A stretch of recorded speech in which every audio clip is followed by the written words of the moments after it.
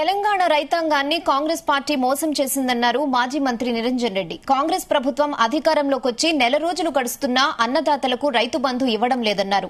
ఈ విషయంలో రైతాంగానికి కాంగ్రెస్ నేతలు క్షమాపణ చెప్పాలన్నారు. తెలంగాణ భవన్లో చేవెళ్ల పార్లమెంట్పై సమీక్ష జరిగింది. పార్లమెంట్ ఎన్నికల్లో ఎంపీ రంజిత్ రెడ్డిని భారీ మెజార్టీతో గెలిపించుకుంటామన్నారు. పార్లమెంటరీ నియోజకవర్గ పరిధిలో ఉండేటువంటి 7 అసెంబ్లీ నియోజకవర్గాల పార్టీ సంస్థాగత నాయకత్వం మొత్తాన్ని కూడా తెలంగాణ భవన్ పిలిపించి రివ్యూ చేయడం జరిగింది, సమీక్షించడం జరిగింది. 3వ రోజు ఈ సమీక్షలో పాల్గొన్నటువంటి వాళ్ళంతా కూడా విలువైనటువంటి సూచనలు సలహాలు ఇవ్వడం జరిగింది. అదేవిధంగా చాలా ఉత్సాహంగా ఉన్నారు. వాళ్ళు చాలా సంతోషం ఏంటంటే ముక్తకంఠంగా ఈ సమీక్షలో పాల్గొన్నటువంటి వాళ్ళందరూ కూడా ఒకటి తమ పార్లమెంట్ పరిధిలో ఉండేటువంటి 7 అసెంబ్లీలలో 4 గెలవడం జరిగింది.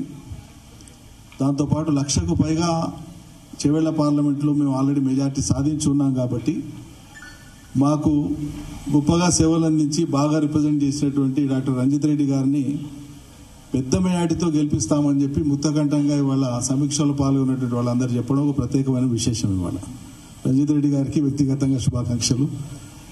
దాంతోపాటు పలు విలువైనటువంటి సూచనలు సలహాలు వాళ్ళు చేసినారు. తప్పకుండా అవన్నీ కూడా రేపటి ఉన్నత స్థాయి సమీక్షలో వాటన్నింటినీ కూడా రాబోయే ఎలక్షన్లో మొన్న అసెంబ్లీ ఎలక్షన్లో చేవెళ్ల పార్లమెంట్ కాన్స్టిట్యుయెన్సీలో కాంగ్రెస్ కంటే 1,00,000 ఓట్ల మెజార్టీ మనకుంది. మొత్తం బీఆర్ఎస్ పార్టీకి 7,08,000 వస్తే కాంగ్రెస్కి 6,07,000 మాత్రమే వచ్చినాయి. బీజేపీకి 3,35,000 మాత్రమే వచ్చినాయి. సో బీఆర్ఎస్కిను బీజేపీకి 22% డిఫరెన్స్ ఉంది. మాకు కాంగ్రెస్కి 6% డిఫరెన్స్ ఉంది.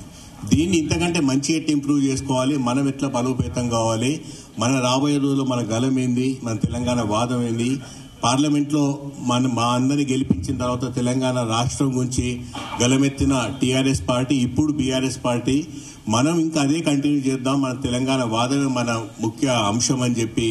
ఎందుకంటే ఢిల్లీ పార్లమెంట్లో ఎప్పుడైనా తెలంగాణ రాష్ట్రం గురించి వస్తే టీఆర్ఎస్ పార్టీ ఒకటే తెలుసు, అక్కడ ఎవరికి వేరే పార్టీలు తెలియదు. ఎందుకంటే తెలంగాణ రాష్ట్రం 2014 వచ్చినప్పటి నుండి అప్పటికెళ్ళి కంటిన్యూస్ గా 10 సంవత్సరాలు మనమే బీఆర్ఎస్ పార్టీ పాలనలు ఉండే కాబట్టి 10 సంవత్సరాలలో చేసిన సంక్షేమ అభివృద్ధి అద్భుతాలు దేశానికి తలమానికమైంది తెలంగాణ రాష్ట్రం. కాబట్టి అందరి నోట్లో పార్లమెంట్లో మాత్రమే కాకుండా దేశం మొత్తం ఎన్ని అద్భుతాలు ఎట్లా చేయగలుగుతున్నారు, ఇన్ని రంగాలలో ముందుకు ఎట్లా సాగుతుందంటే అది మా దిశానిర్దేశం చేసే కేసీఆర్ గారు.